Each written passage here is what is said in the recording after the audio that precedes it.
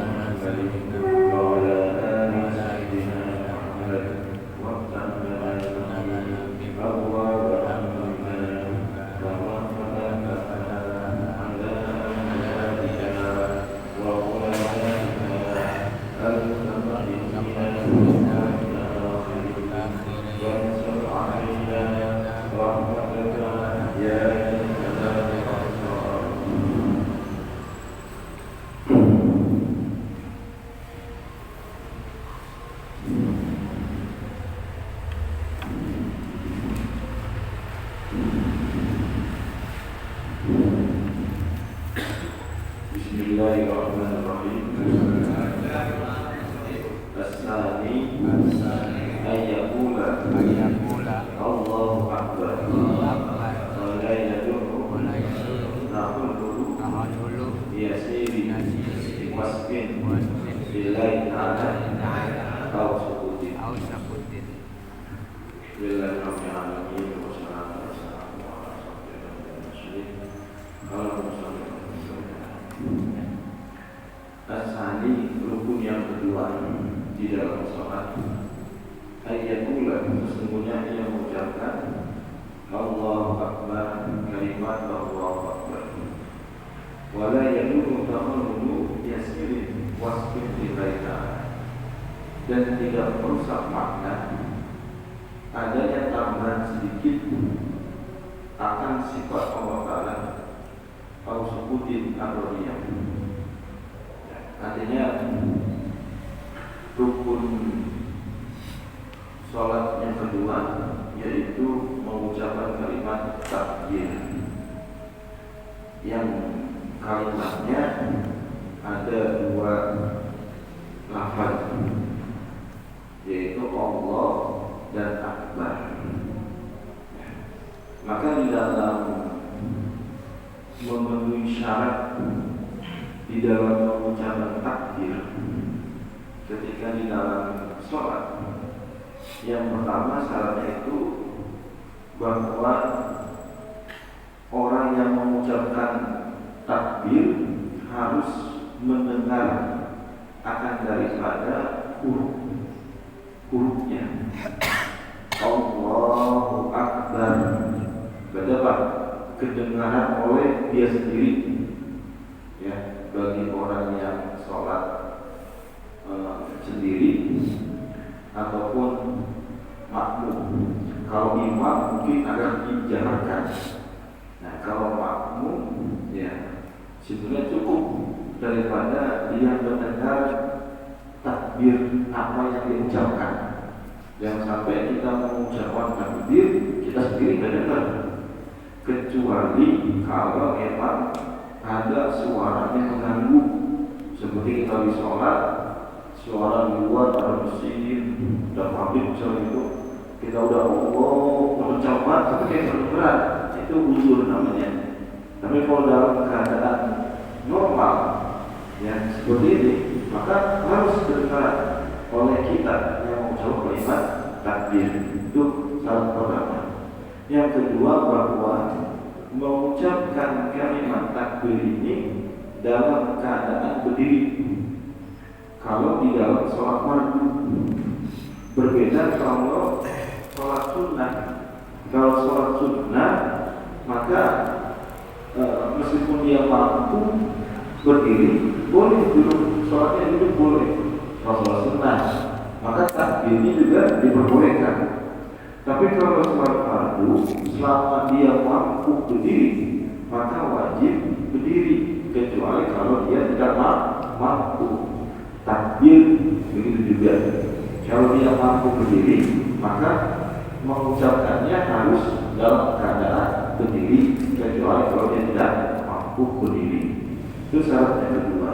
Yang ketiga, bahwa mengucapkan kalimat takbir ini harus menggunakan dengan bahasa Arab. Ya, Allahu Akbar. Gak boleh dengan bahasa masing-masing. Inggris, Indonesia, misalnya bahasa Jawa, misalnya Indonesia artinya Allah Maha Besar. Boleh tidak? Ya, boleh. Ya, cuma nanti ada pengecualian. Ya. Kemudian, tapi sifat umumnya orang meskipun baru masuk Islam juga dia sudah pada bisa kalimat takbir, gitu ya. Kemudian yang ketiga syaratnya keempat ya keempat bahwa mengucapkan kalimat ini harus tertib. Yang pertama dan yang kedua. Mana yang pertama? Allah. Mana yang kedua? Akbar. Enggak boleh diacak. Akbar Allah itu misalnya. Itu sudah sah meskipun lengkap ada daripada kalimat takbir. Tapi artinya beda lagi itu. Ya kalau diacak gitu. Allahu Akbar. Allah Maha Besar gitu. Jadi harus tertib di antara dua lafaz tersebut. Kemudian syarat yang kelima bahwa mengucapkan dengan kalimat jalalah Allah, jangan diganti dengan kalimat yang lain seperti roh misalnya. Ya, kalau roh kan pengertian itu adalah Tuhan yang menciptakan semesta alam. Ya, kalau Hamdu Jalala itu Allah, ya, yang sudah tidak bisa diganti dengan, artinya apa itu memang sudah ditujukan kepada Allah, gitu. Maka, ya wajib menggunakan dengan kalimat Allah. Begitu juga syarat berikutnya harus menggunakan dengan lafaz akbar. Enggak boleh diganti dengan sifat atau kalimat yang lain. Ya seperti apa? Akbar kan Maha Besar. Sifat daripada Allah yang besar apa? Akbar. Allahu Akbar. Boleh tak? Tidak boleh. Meskipun maknanya juga sama-sama besar. Atau Allahu A'la, Allah Maha Tinggi misalnya. Tidak boleh. Harus kalimat akbar. Ya. Jadi meskipun ada murni, ada persamaan kata dengan kalimat akbar, maka tidak boleh. Wajib harus menggunakan kalimat akbar. Kemudian syarat yang berikutnya yang ketujuh, tidak boleh memanjangkan huruf hamzah pada lafaz jalalah. Mana hamzah? Itu yang pertama. Itu nggak boleh. Ya, nggak boleh hamzahnya dipanjangkan. Kemudian nanti kalau hamzahnya itu dipanjangkan, dia bisa menjadi huruf istifham. Jadinya maknanya bertanya jadinya. Apakah gitu? Nah, kalau hamzahnya dibaca panjang. Begitu juga tidak boleh dibaca panjang huruf ba pada lafaz akbar. Allahu Akbar. Tadi Hamdu Jalala yang panjang mana? Pas alifnya. Allahu Akbar. Ya. Nah, kalau apa namanya? Kalimat takbir ba-nya nggak boleh berpanjang. Akbar itu nggak boleh. Karena maknanya juga nanti bisa beda juga. Akbar, ya, akbar. Apa maknanya? Ada yang mengatakan namanya nama sebuah benda. Ada juga yang mengatakan namanya nama sebuah ikbar, gitu. Kalau ikbar itu nama head. Tapi kalau akbar nama sebuah benda, alat musik benda. Nah, jadi nggak boleh kita panjang huruf ba-nya. Allahu Akbar, gitu ya. Boleh ba syarat berikutnya, tidak boleh diberikan tasdid pada huruf ba. Allahu Akbar. Nah, jadi tas itu kayak dimasukin, ya, huruf ha langsung masuk pada huruf ba. Nah, kemudian kan kalau tasdid itu kan sebetulnya ada dua huruf yang sama, salah satunya yang pertama itu adalah disukunkan, maka agar dipermudah diberikan tasdid. Nah, jadi kalau ada tasdid pada huruf ba, itu sama saja menambahkan huruf ba dalam kalimat akbar tersebut. Jadi itu boleh, ya. Kemudian syarat berikutnya, yakni 10. Syarat yang 10 bahwa di dalam lafaz Allahu Akbar harus mualah. Apa itu mualah? Betul-betul nggak boleh diam, ya, atau dikatakan tidak mualah. Seperti Allah Akbar seperti itu. Boleh nggak? Nggak boleh. Putus namanya. Harus mualah, ya, di antara kalimat lafaz Allah dan Akbar. Kemudian yang syaratnya berikutnya yang ke-11, bahwa tidak boleh huruf alif di dalam lafaz jalalah itu melebihi daripada 7 alif. Artinya dibaca nggak boleh melebihi daripada 7 harokat, ya. Allahu Akbar, yang jangan panjang juga.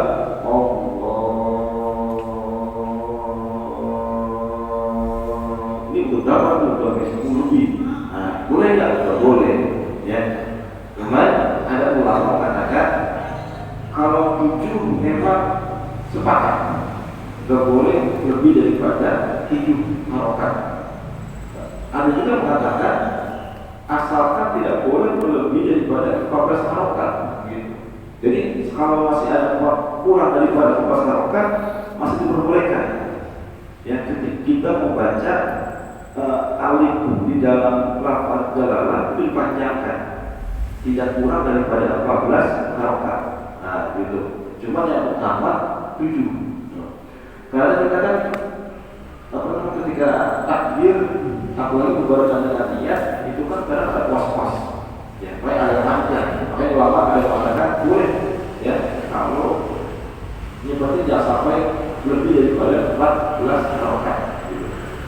Ya, kalau bisa jangan panjang, pas 7, ya, jangan lebih, gitu. Ya, 7 harokat panjangnya maksudnya lamnya di dalam kalimat atau lafaz omong tersebut, yang harus jalan lamnya. Kemudian syarat berikutnya di dalam kalimat takbir, yaitu tidak boleh menambahkan wawu di antara harfu jalalah dengan kalimat lamun akbar. Ya, mau itu wawunya disebutkan atau wawunya diberikan harokat. Contohnya kalau disebutkan Allahu, jadinya akbar. Kalau diberikan harokat Allahu akbar, nanti jadinya wawu kamu nggak bisa, maknanya salah lagi. Karena akbar kan mensifati Allah, Allah sifatnya maha besar.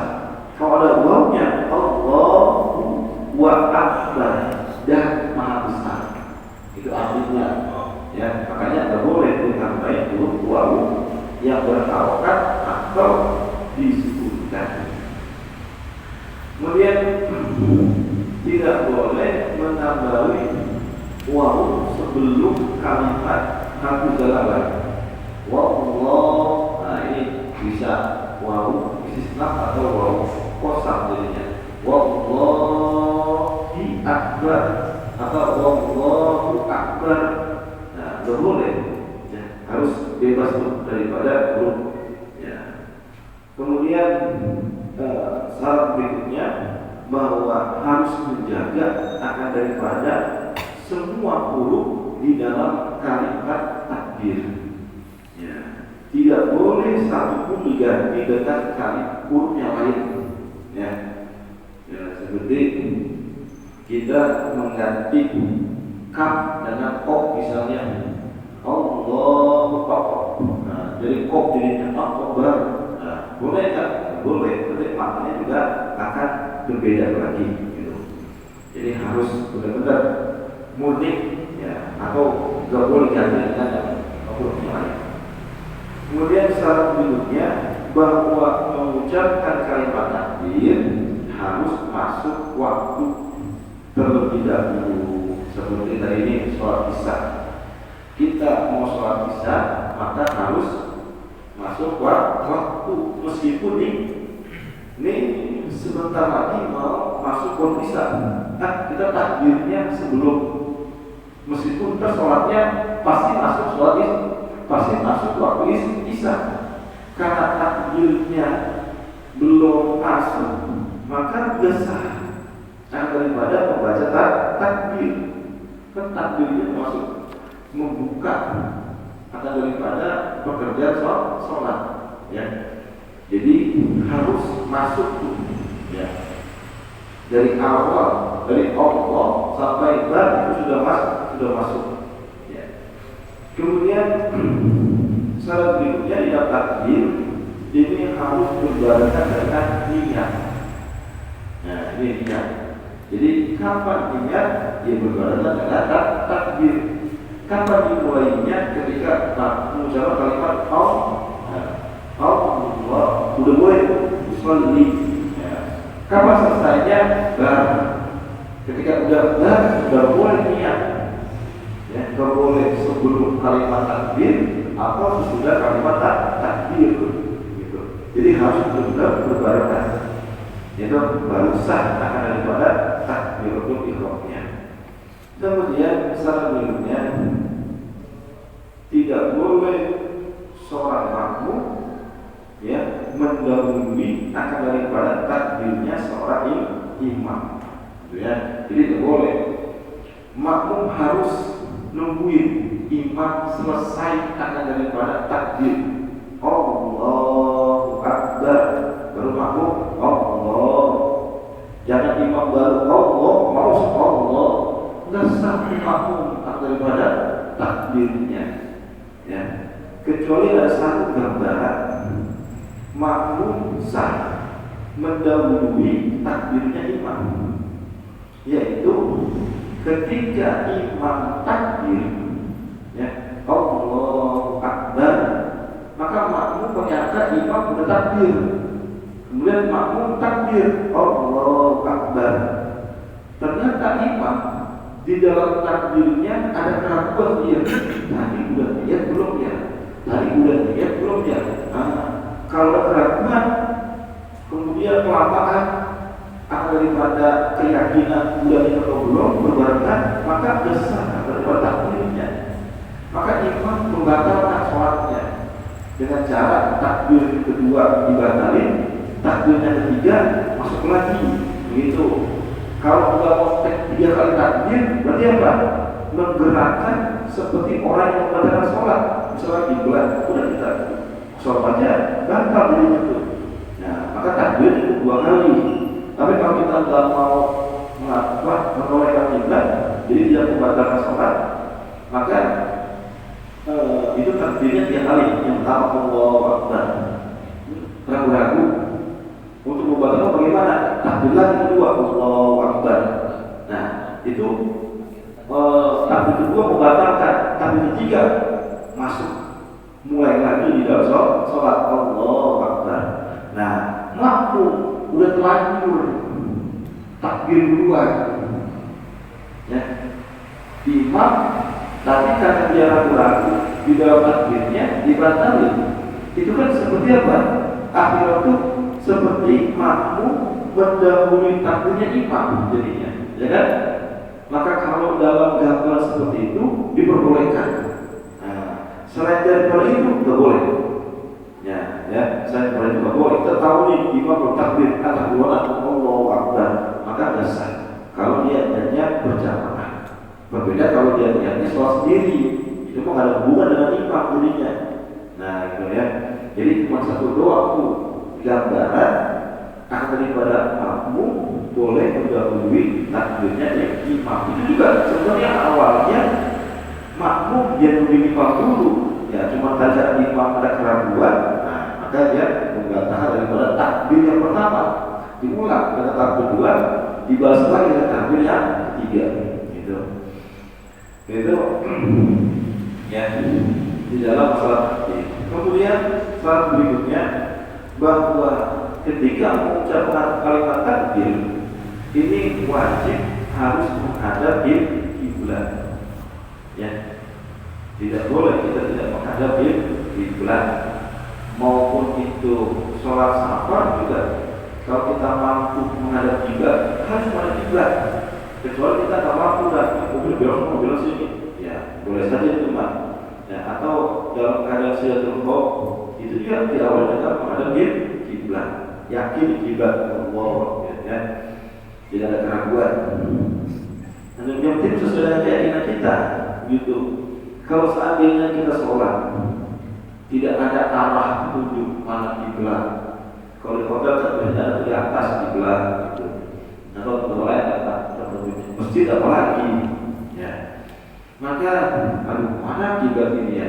Orang nggak ada lagi, mau ditanya nggak ada. Kalau pakai HP sembunyi, ada arahnya, gitu kan? Arah kiblat. Ini tidak sama sekali. Waktu dokumen habis, dokumen keluar, kita mau nanya orang takutnya berburu nih. Udah dah keyakinan kita akan daripada kiblat. Wah, sebelah sini kayak ini. Udah yakin kiblat sebelah situ. Sholatlah Allahu Akbar. Dapat satu rakaat, dapat penduduk asli kampung tersebut. Ya apa?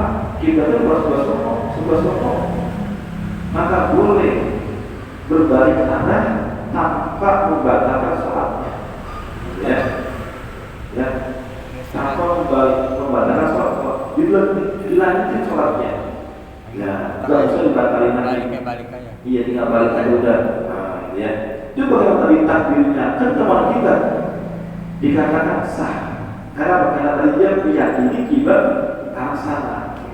Ya. Kemudian salat berikutnya tidak bermaksud takbir selain daripada sholat. Jadi ada takbir buat sholat, ada takbir selain sholat. Takbir selain sholat seperti apa? Contohnya seperti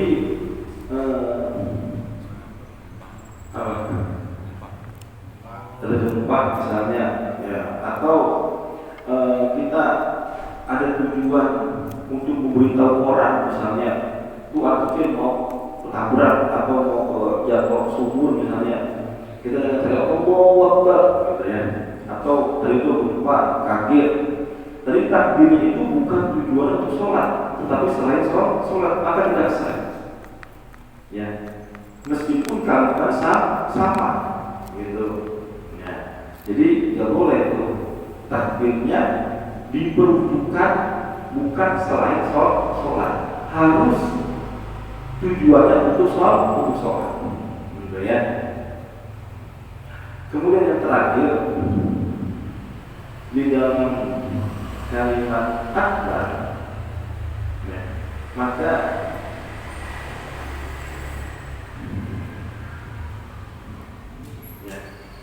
menjatuhkan daripada hamzahnya, ya, akbar, Allahu Akbar, ya. Jadi hamzah itu akan daripada diberikan harokat, ini akan daripada kejelasan Allahu Akbar, gitu. Nah itu akan daripada syarat-syarat di dalam mengucapkan takbir, ya, harus itu semua 20 syarat dari itu. Cuma kalau kita udah sempurna, meskipun nggak apa juga nggak apa-apa, yang penting udah benar di dalam mengucapkan kalimat takbir tersebut, gitu, ya. Asalkan jangan sampai salah, ya, di dalam takbir. Kemudian walanya itu takul yasir wasmillahi ta'ala, dan tidak merusak makna adanya tambah sedikit sifat Allah Ta'ala atau sedikit atau berdiam. Ya, seperti begini. Tadi kan Allahu Akbar, maka bolehkah ditambahin sifat Allah selain daripada Akbar? Seperti Allah Rahmanu Akbar, Allah Rahimu Akbar, gitu. Ya, ulama mengatakan diperbolehkan meskipun ditambahi dengan dua sifat, Allahu Rahmanur Rahimul Akbar, gitu.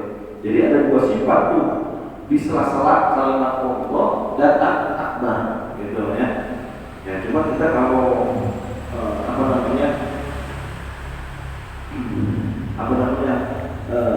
untuk mempraktekannya, ya mungkin agak asing. Ya, cuma kalau ada yang seperti itu orang sholat nggak masalah. Ya, ini sekedar pengetahuan daripada kita di dalam mengucapkan kalimat Akbar. Al-Sukutin atau yang Allahu Akbar. Nah, itu dia disebutkan Akbar. Yang dimana dia tidak dikatakan fokus dari istilah kuala betul-betul. Berbeda kalau dia panjang, Allahu Akbar. Nah, kalau begitu baru tidak boleh. Kemudian wa yutarjimul azizu bi ayyihi syar'an, dan diterjemahkan bagi orang yang tidak mampu dengan bahasa apapun yang dia inginkan. Nah, jadi kan kalimat takbir itu harus dengan bahasa Arab. Bagaimana kalau orang tersebut tidak mampu ya di dalam mengucapkan kalimat takbir dengan bahasa Arab? Yang pertama disuruh belajar, wajib ta'allum walau bisa paling, wajib dia belajar kalimat takbir meskipun di dalam perjalanan jauh.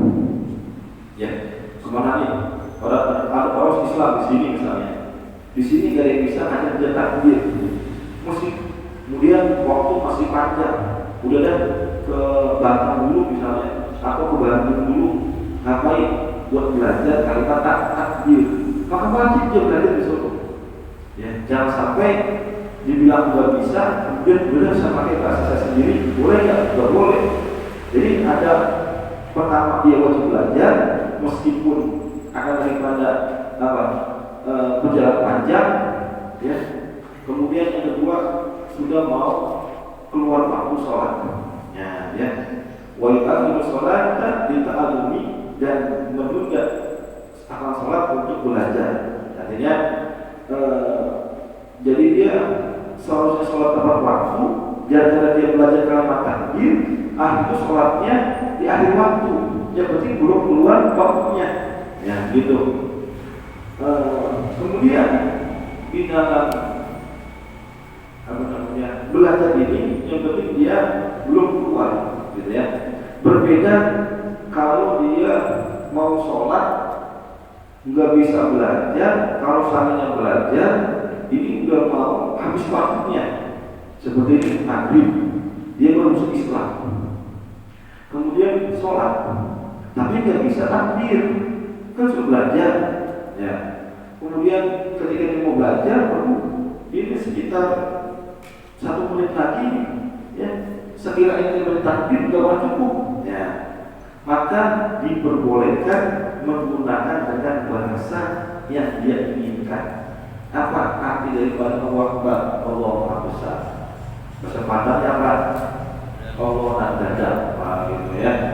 Atau bahasa Jawanya Gusti Allah. Ya, jadi boleh jatuh.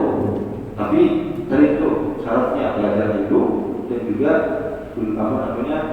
belum sampai akhir daripada waktu sholat. Nah, cuma seorang baru punya, kalau takbir belum bisa, ya. Meskipun dia orang kafir atau Islam, ya takbir mudah. Ya. Kemudian wajib taruh berismu nafsi takbir, dan disyaratkan mendengar dirinya akan takbir daripada salah satu syarat di dalam mengucapkan takbir. Wakanya qira'at wa kami, dan mungkin juga bacaan dan sebagian daripada hukum-hukum. Artinya hampir semua yang dikatakan rukun qauliyah memang harus didengar oleh orang yang mengucapkan, seperti takbir, kemudian baca Fatihah, kemudian baca tahiyat, baca sholawat, itu semuanya harus didengar oleh orang yang mengucapkan. Jangan sampai kita ini yang namanya rukun qauliyah itu mulutnya menggerak-gerak doang, tapi gak ada suaranya. Nah, jangan, harus ada suaranya, minimal kita yang dengar. Gitu. Itu karena daripada menjadi syarat ya di dalam melaksanakan sholat ketika dia berhubungan dengan rukun qauliyah, terus kedengaran daripada bahasa tersebut oleh dirinya sendiri. Nah, itu adalah daripada syarat-syarat takbir ataupun daripada masalah-masalah yang ada di dalam takbir itu sendiri.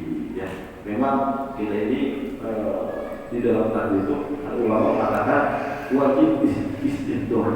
Ya, ketika kita takbir niat istighfar itu mengikat daripada sholat dari awal ke akhir. Cuma itu mah hanya kurang kuat, artinya meskipun kita tidak bisa tidur diperbolehkan. Ya.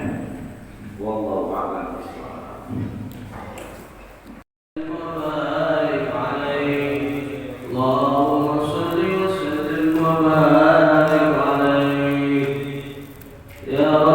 المصطفى له قاصدنا واغفر لنا